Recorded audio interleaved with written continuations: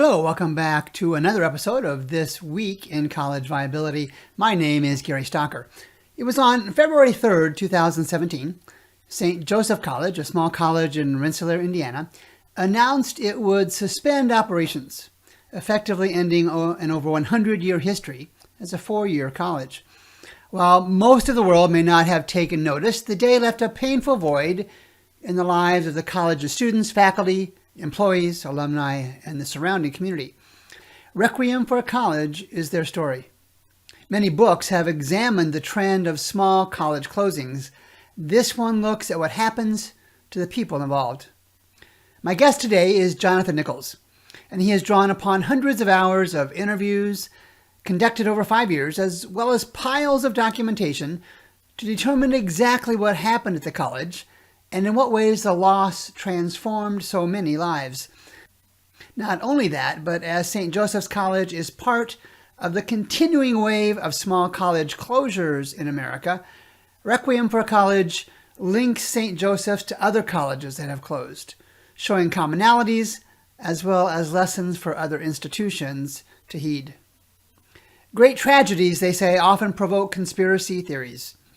In its reconstructed, definitive account of this institution's collapse, Requiem for a College demonstrates that causes of these tragedies are often more human and mundane than shadowy conspiracies, but are thus, in their own way, much sadder. John Nichols, welcome. I can't tell you what a privilege it is to have you on the podcast today. Thanks for joining us. Thank you so very much, Gary. I am honored and privileged to be here. Requiem for a College is not just a story about St. Joseph's College in Rennselaer, Indiana. It's really a story that continues today with just different names. And as you look on back in the last couple of years, John, what were the factors that really made you say, I've got to write this book? For me, the number one factor of a few that I went through and throughout the couple-year process of writing, the number one was I wanted to understand. I wanted to understand why this all came about, why I lost my job, why my students and I lost our community. And I figured that if I could come to understand it, then that would help me go a long way towards accepting it and dealing with the loss. So, and I do feel, I'll always feel sad, I'll always feel angry, of course, but now that I understand what happened, it is much easier for me to deal with. With all you've written, all you've talked about in the last few years, was the closure of St. Joseph's avoidable? I think about this quite a bit. And I think for one thing, you would have to go back a few decades with St. Joseph's College because it was a cumulative effect of a number of factors and a number of decisions. So we would have to go back a fair ways in time and make different decisions. But in the recent history, I started to think that the four men who made up what's called the Gang of Four in that particular chapter of the book, who were four alumni, fairly successful businessmen who started to size up what was happening at the college, and they had developed a plan for how to maybe start bringing the college back on a more sustainable path. And this was in around 2014. Had that been well received by leadership, it's possible positive changes would have started, but then you got to factor in that 2020 comes along, COVID, the lockdowns. I don't think there would have been sufficient time with that plan to get enough revenue, positive momentum going to avoid closure. Just like a lot of other institutions got hit, I don't believe we could have survived that hit. Yeah. And this is kind of a longer quote, but before I go there, you're talking about Alderson Broaddus in West Virginia. And the essence of what I know I posted today was this going to happen again tomorrow or next week or next month, for certainly next year. And at what point do faculty and staff and community leaders say, hey, we should have been acting on this long time ago? The signs are already there. And we'll talk about that a little bit later on. But Yeah, you're right. Love can be blind. That's another trite phrase we can use. And I Hmm. think that's what we're seeing in relationship to many of these private colleges. But you go on to say, and this was in an article from the Chronicle of Higher Education, right before the book was, right after the announcement in April 2017. And it says the faculty at St. Joe's who believed in the college remained here despite stagnant salaries, egregious insurance deductibles, and significant drops in retirement contributions. Many of us hoped these sacrifices would be temporary. By working together, streamlining our academic programs, and mounting a full court press on fundraising and recruitment, we thought we could evade the fate that seems to plague so many colleges these days. And John, in hindsight, how would you characterize that quote now in 2023? I think that the quote is an accurate reflection of our mindset at that time and how the mindset continued to be. We were dedicated to the place. We believed in what we were doing. We believed in the core humanities program that was our general education program there at the college. And at the same time, we were not aware fully of the real financial state. Even the most cynical among us, and he was a cynic, said, I think we have 6 years. I think that's what we're looking at. So we thought, well, okay, there's time, but Yeah. we just did not have a real idea of the scope of the problem. And that is something that is not uncommon, I don't think. One bit of defense I can offer for us is that in the spring of 2016, before we began our final academic year, the faculty all received raises. And the exterior of certain buildings started to get renovations. The very day when the announcement was made to close the college, I saw a conference room being painted and spruced up. And I thought, this is all antithetical. This is not what a college in financial exigency does. You don't give your employees raises. And so I think a lot of us, myself certainly included, thought, well, if we're in terrible financial shape, we wouldn't be doing all of this, right? Yeah. Yeah. Famous last words. Yeah. Just another example of that, when Cardinal Stritch closed earlier this spring, there was a story that ran a week later, or a day later maybe, and it was a student who had toured the campus that Yes. morning, and the college had said in the time frame that she and her parent were there, that the college was closing. And I know I wrote after the fact, somebody knew a long time ago that Cardinal Stritch was closing. What's going on with that? Yes. And that continues to bother me. That's a topic for another day, but Right. it's going to happen tomorrow or next week or next It month will. or next year. It will.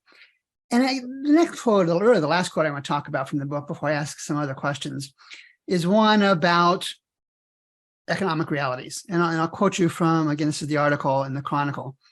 I know our college was never going to be shielded from the realities of the world. Whole lives and communities have been torn asunder by the closings of steel mills, factories, corporate offices, and other industries. And there is no reason, you say, to think academe should have enjoyed any special immunity from such things. So, John, again, with the benefit of hindsight and even living day to day in higher education, do you sense that higher education professionals don't believe economic realities impact their industry? I think that from reading publications like the Chronicle or Inside Higher Ed, there are certainly a set of academics who are concerned, who do see this wave of small college closures, and they're worried. However, I think I run into more and more colleagues in the industry who, when I bring this up, they respond with, well, I teach gen ed, so I know I'm safe, or I'm tenured, I'm safe, or I teach at a state institution, so we're funded by tax dollars, so we're safe. And I think in each case you're talking about, I can think of a couple different scenarios where, no, you are not safe. It's actually much more fragile than you think, because it was far more fragile than I thought when I was there. And studying this trend, I started to see how anything we people construct, whether it's a city, an institution like a college, a society, it's a set of dominoes. And one good shove in just the right place, and all the dominoes come down. So it is definitely something to be concerned with, and I don't know if that level of concern is there for most faculty members. I tend to agree. And for those listening or watching this video or listening to it via podcast, we're speaking with John Nichols, who wrote, and I will add, self-published, the 2022 book Requiem for a College, about the 2017 closure of St. Joseph's College in Rennselaer, Indiana. And I think early on in the book, John, you talk about mixed communication.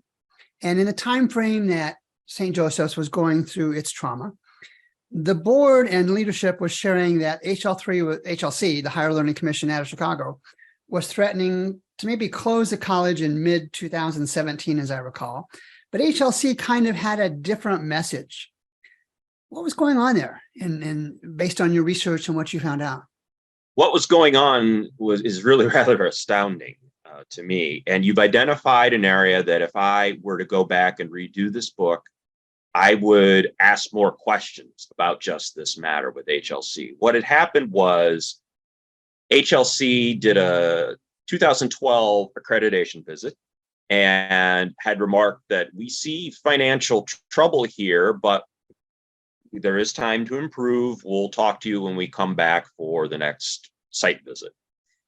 They came back and every part of the assessment passed except for finances. They said, we see a combination of high debt, high tuition discounts, and deferred maintenance. We are going to place your accreditation on probation and give you a couple years to get a house in order. And normally, when I looked around at other colleges who've had this happen to them as well, the response by the other colleges has been, okay, what do we have to do? Show us what we need to do. And HLC provides technical assistance and guidance and hopefully gets the institution back into solid financial shape, or at least on their way towards it. What St. Joseph's, the administration and the board leadership decided to do was to challenge this verdict, was to appeal it and say, we don't believe this is a fair assessment. We don't believe it's accurate. Please reconsider. HLC came back with a response saying, our response and assessment stays the same. You're on probation. And in reading the letter they sent back, you can sort of read that HLC is basically saying, you don't realize how deep in stuff you really are right now. And so the decision of probation remains. And that, according to many of the board members who voted to close, said that was a key factor in their deciding this needs to shut down. And what was also interesting is I talked to a board member in May of 2017, right around the very final commencement. And this board member said, well, it was probably all over when we lost accreditation. And I thought, we never lost accreditation.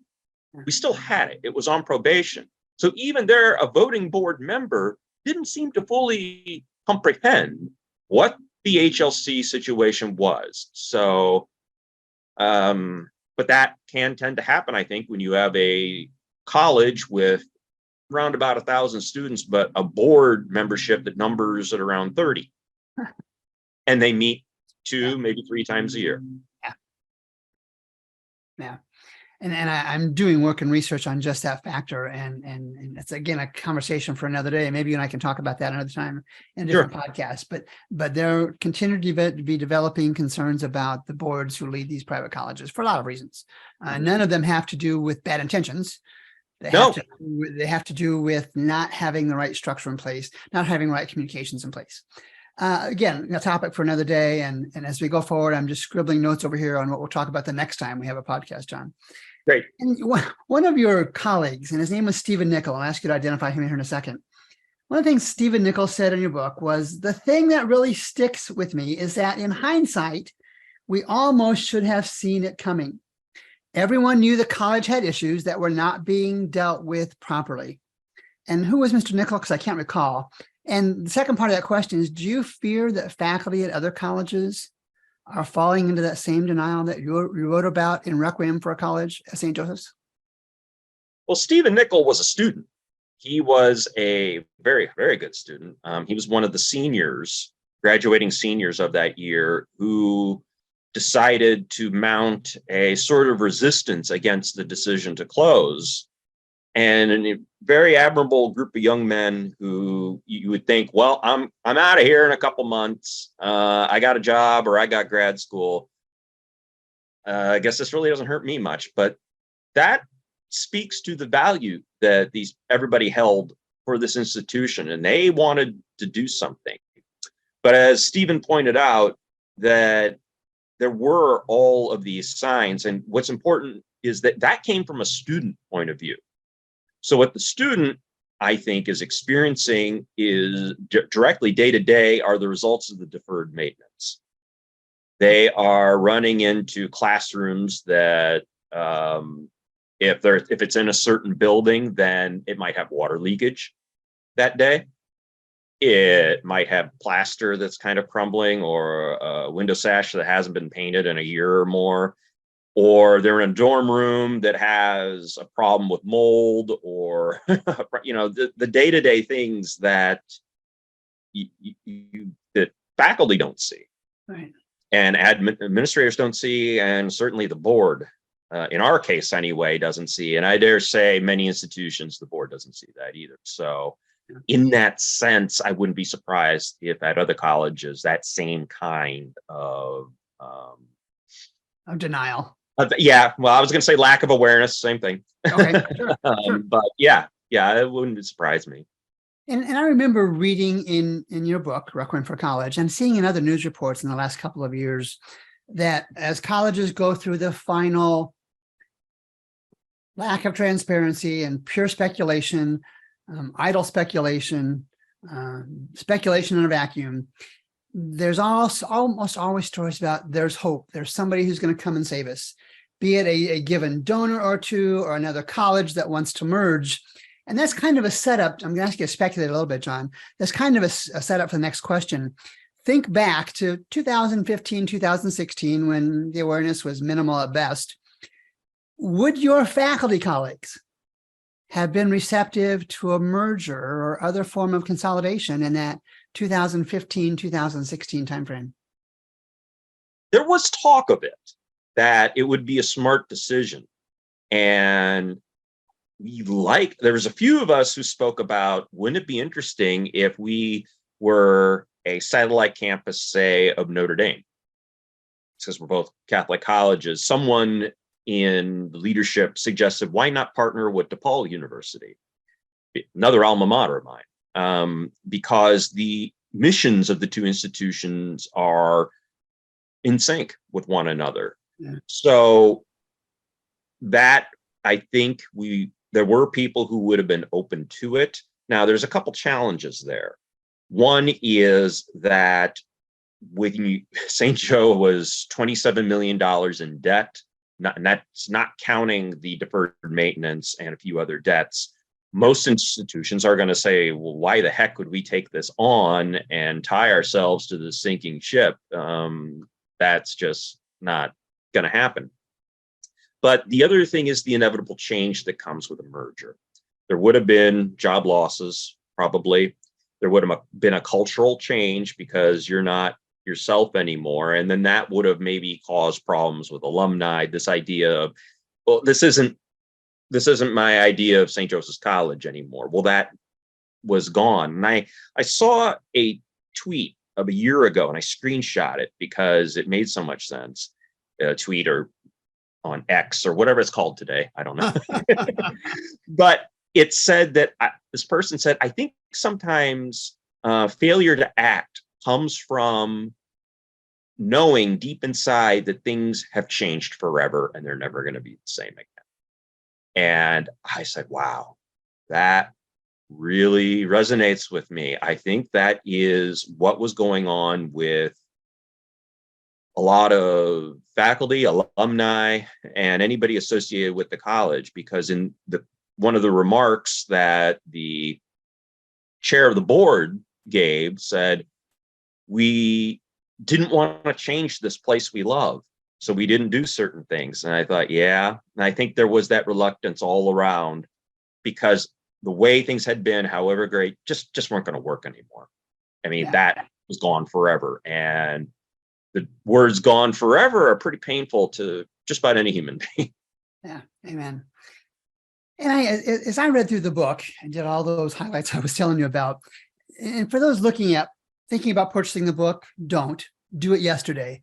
If you're looking at this kind of scenario, whether you're faculty, staff, community leader, or even college leader, the two parts of the book are the first part, which are, I don't know, John, touching, sad, maddening, all those kind of things, because it details really the individual challenges and emotions of all these faculty. And when you read it, you'll see John Nichols was very emotional as he went through this process. But it was really the second part that really nailed this down as, I think, a book for everybody to read.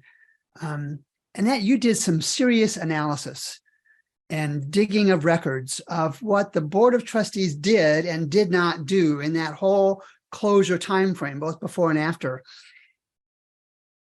The Board of Trustees had a fiduciary responsibility, and you go to great lengths to describe what that is. Looking back on it, is John Nichols' opinion, what is John Nichols' opinion on the board honoring that fiduciary responsibility to St. Joseph's College? They didn't do it. They did not. And I don't say that as commentary on any one individual on the board, because as you pointed out earlier, in almost every case, board membership is composed of individuals who can make great decisions. They've proven it in their careers. And in St. Joe's case, I think, with very few exceptions, the members of the board all love the college as much as I or anyone else did. But as an entity, as a group, it didn't work. It fractured and it stopped working. I would love to get a TARDIS, a DeLorean, or any kind of time machine and get it full of scholars in group psychology and organizational leadership, and be able to take them back to the board meetings and just watch and be able to figure out what was going on, because I think that it would have been a marvelous case study for those disciplines, and just see how, despite the qualifications and despite the intentions, it just wasn't working as a group anymore. I mean, the many conflicting opinions I collected, I sort of, between the dysfunction and between the decades of financial difficulties, I'm surprised the college lasted until 2017. Interesting. And, you talk about fiduciary in the book and do a great job of putting it in the context of higher education. One of the things that I want to kind of get your thoughts on is a position I've taken, and I think I shared with you in our previous discussions, is college presidents will say today, my college is fine, my college is fine, my college is fine, my college is closing. All right. And that's kind of how it was at St. Joseph's, and really almost every other college that has closed in the last 5 or 6 years. And so when we get to that point, I really, this is a relatively recent discovery of mine. I can't fault the college leaders for saying that, because they have that fiduciary responsibility. However, it begs the question, and I'd like to hear your thoughts on this. Who do you think is the fiduciary for the faculty and staff and students to protect their interests in light of the fact that these smaller private colleges, some of them aren't so small, continue to close and will continue to close? I've thought about that quite a bit, and I don't know if I have a very good answer. But in an ideal situation, as I look through the layers of accountability for finances, I think about, well, okay, every institution just about has a vice president of business, so they're in charge of finances. They're hired by a president who hired by a board. The ultimate responsibility belongs to the board of trustees. I just keep coming back to that. And they're the ones who should be bearing the responsibility for anything that goes on. And there's not much of an excuse for them to be unaware of things or plugged into what's happening. As for who's looking out for the others who are harmed, I think that's a discussion we're going to have in education in the coming years. What entity is looking out as almost, I don't know if regulatory is the right word, or maybe a watchdog sort of organization looking out for the best interests of the faculty, employees, and the students. Because you're right, we keep seeing the same thing play out. We talked about the school in West Virginia. We talked about Cardinal Stritch, how it's sudden, but of course somebody has to know. And what became clear to me with St. Joe is that, yes, they knew the plane was crashing, but they're as pilots saying, we could be heading in for a little bit of discomfort, and they're trying to figure out, how can I crash this thing as well as possible? So that means control of information, and undoubtedly they are doing what the corporate model says. You go find a consultant in PR, and they're controlling the information that gets out, and they're not going to let the closure announcement get out a second before they're ready. Unfortunately, that doesn't take into account the students that we just talked about, who just got done touring a campus and they're ready to go thinking about moving into their dorm, and oh, sorry, we're closing. So that doesn't.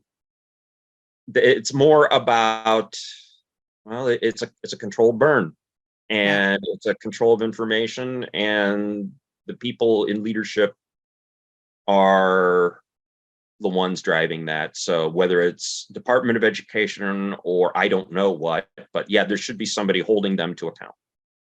And again, we're going to talk about this in a minute, but the work I do on the College Viability app is intended to be available for parents, students, faculty.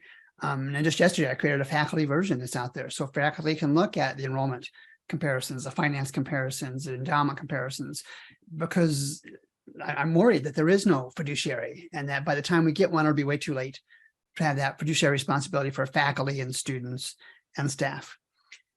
All right, so John, thousands of people are going to watch this, and many of them will be faculty, there'll be staff, there'll be students, there'll be community leaders. If you could pick one, the most important piece of advice, let's just focus on faculty. If you can just pick one of the most important pieces of advice you would give to faculty sitting in their chairs today, just like you were in December of 2016, before all this closure stuff hit, what was that one piece of guidance, that one piece of advice be? Is it all right if I give two? Because I'll give you two. I'll give you two. All right, thank you. Well, first of all, number one is related to enrollment, and enrollment becomes somewhat self-evident, and everybody can pick up on if your enrollment's in decline. Everybody on the whole institution can figure that out. But demand to know what kinds of tuition discounts are going on, and what is the average tuition discount. At St. Joseph's College, there was barely anybody paying a full price. I'd be surprised if there was. The average discount was around 60%. So if you're doing that, and that's backed, well, if you have a lot of discounts, what's backing it? Is it a grant? Is it a scholarship fund? Is it your endowment? Because if your endowment, we were talking the other day about a small institution, what kind of endowment they should have. You said 50 million, I believe. Yes. I was aiming higher a little bit, actually, but particularly if they have big sports programs. So I would really want to know what's the average tuition and factor that into your assessment of the situation, but also look at how is your leadership being held to account. When something goes wrong, what has happened? What kind of action does the Board of Trustees take? What kind of action does the president take? That begins to be telling if this is going to be business as usual, or is everyone committed to make the kind of changes that need be to try to survive in the 21st century. Yeah. And it brings up a point about the tuition discounting. And I write and talk about this all the time. Another college that closed, Iowa Wesleyan, this year, their enrollment actually grew 300 plus students from 2014 to 2021, and yet they closed this year. Their tuition discount, and remember, tuition discounts aren't scholarships, they're not merit aid, it's just unfunded discounts, just like you and I get, John, when we go to the grocery store or Walmart or buy a car. They're just discounts, they're unfunded. So the school is foregoing money. In effect, Iowa Wesleyan was giving away the store to increase enrollment.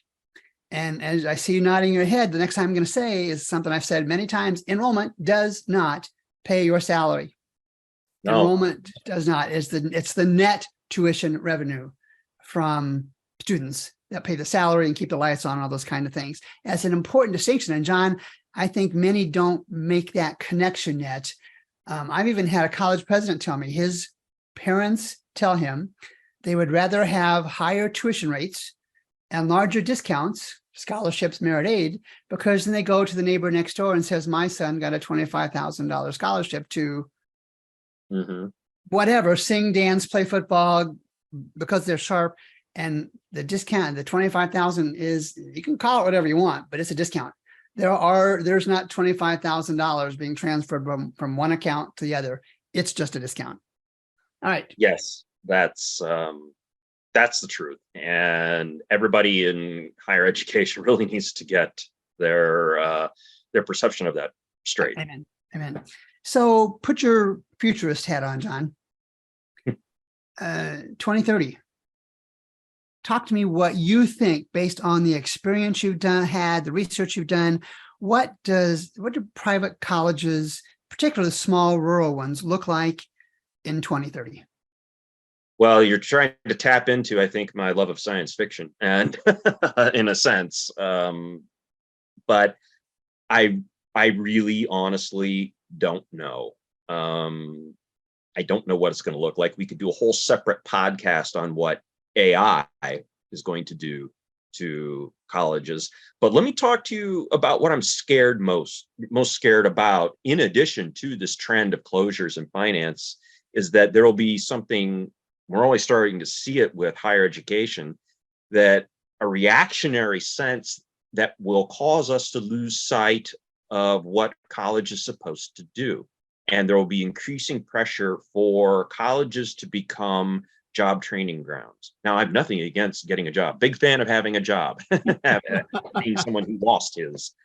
Yeah, that's good. But in addition to that, we're supposed to be developing the mind as well. So that, for example, where at the college I teach, that a student could go and get a degree in our automotive program or our manufacturing program, be able to go get a very good job that pays well, and they can support their family. In addition to that, our outcomes say that the other faculty in the college are dedicated to enhancing your communication skills beyond what you have in high school. So you can speak, you can write, you can argue for what you want, you can recognize what someone else is arguing, you have an understanding of other people and other cultures, so that when that makes you a better coworker, that makes you able to speak to a wider range of customers for your employer, and it makes you just an all-around better employee if you can communicate well and work with different groups of people. Also, it gets to the question of what kind of nation do we want to be? What kind of democracy do we want to be? Because part of the education should be about analyzing information and understanding arguments. We've had a lot of discussion in the recent year around misinformation, disinformation, and what that is. So it's more vital than ever before that for what we would call an educated person, they're able to see a claim, ask if it's a quantitative claim, okay, where's this data coming from? And how is it being presented to me? Who's presenting it? What exact evidence do they have to back their claim? And be able to answer those questions. A good friend of mine said that in response to the push now for trade school education, which is great, that's what somebody wants to do, they said, well, the people who fix my car and who do my roofing, they get to vote.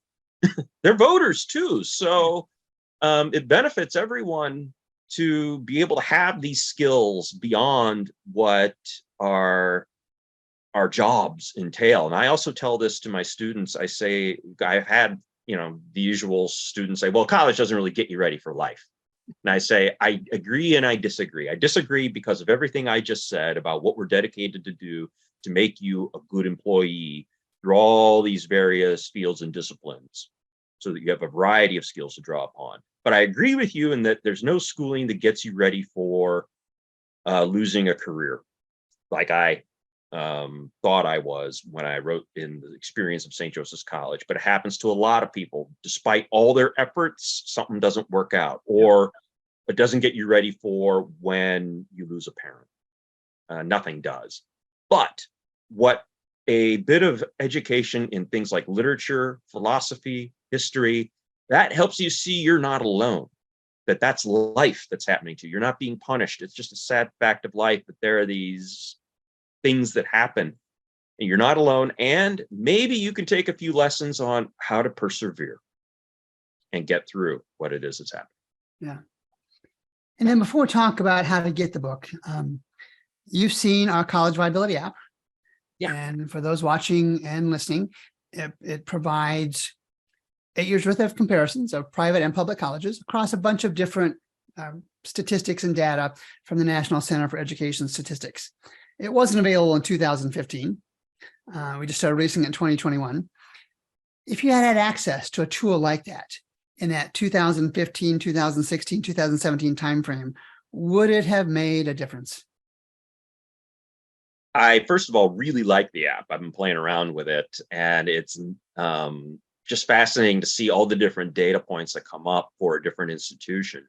Had I seen that, and had my colleagues seen that in 2015, 2016, I think yes, short answer is yes, it would have forced us to look at a lot of the different factors, and even our, as I call him, the town cynic, even he who was saying we got maybe 6 years, well, we may want to be rephrasing that 6 years, and we have a more dire situation on our hands than we had ever realized, truly, because if we had that kind of information, rather than being reliant upon either college channels to distribute it or having to dig through publicly available records, then that would have been, that's instantaneous. That's right there in front of you. And I would hope that in combination, in concert with having that information and people hearing my story of saying, look,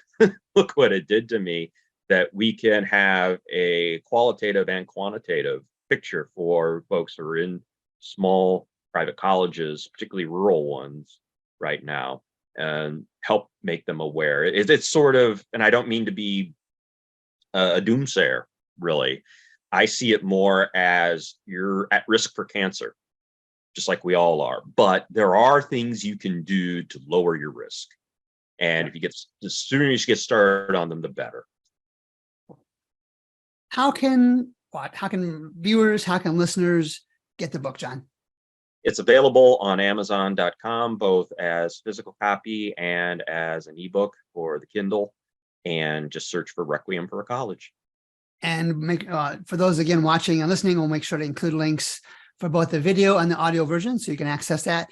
And again, John Nichols, a stunningly good book. I know the term must read is trite, but if you're in higher education and you're concerned about the financial health and well-being and even the viability of your college, the 2022 book from our guest, John Nichols, Requiem for College, is something you should have read yesterday.